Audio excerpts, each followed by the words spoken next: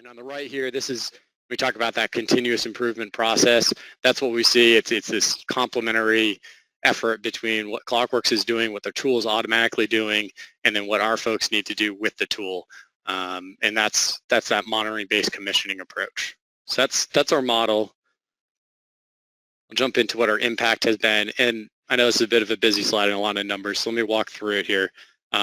There's no single or easy way to always quantify this across the board, and especially when you deploy the tool over the course of, as you can see, many years we're deploying it. It wasn't deployed in phases. It was deployed we're constantly bringing on new buildings, and they're all at different stages of adoption. So we often have to look at building group by building group, which is this first one, the impact by campus. And so these are the campuses or regions that have, and just give you a sense of what their scale is. This is how many square feet they have monitored, when they went live. So a wide ranging of dates, anywhere from last year to back to 2014, and what their first year cost was. So that's both the upfront onboarding cost plus the first year subscription cost.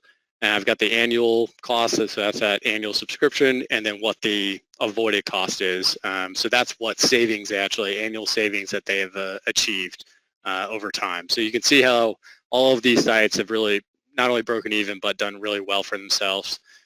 At the bottom here, this is, if you look at, we collectively looked at all of the sites, and we looked at when did they go live, so when did they come up on the platform. And the goal is that I'd like to see all of our building groups, by the time they've been up and running for 2 years, I'd like them to hit that break even where they have captured enough savings to cover that full first year cost.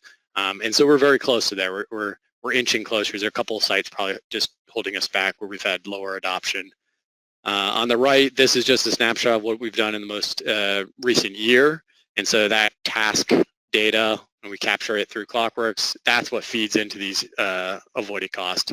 But what I'd also like to really talk about, and I know Alex will talk a little bit more about it later, is beyond dollars and beyond energy. And while energy is very important, I think to truly see the impact and the value of a program like this is you got to look beyond just energy. And so what this chart here shows, and this was for one of our, I think our Renton campus, it's an admin campus of 4 buildings up in Washington. This top line is what the comfort and maintenance scores of that building was, and then it dropped off precipitously as the team engaged. So the team got in there and really focused for about 3 weeks on trying to tackle every diagnostics that Clockworks had thrown at them. And they really, you can see a pretty significant drop off in those scores, which meant a real improvement in, I shouldn't call these scores, these are the faults, the quantification of the faults and priority. So we saw a real improvement in comfort and maintenance with some focused effort, and they kept it down over time here. So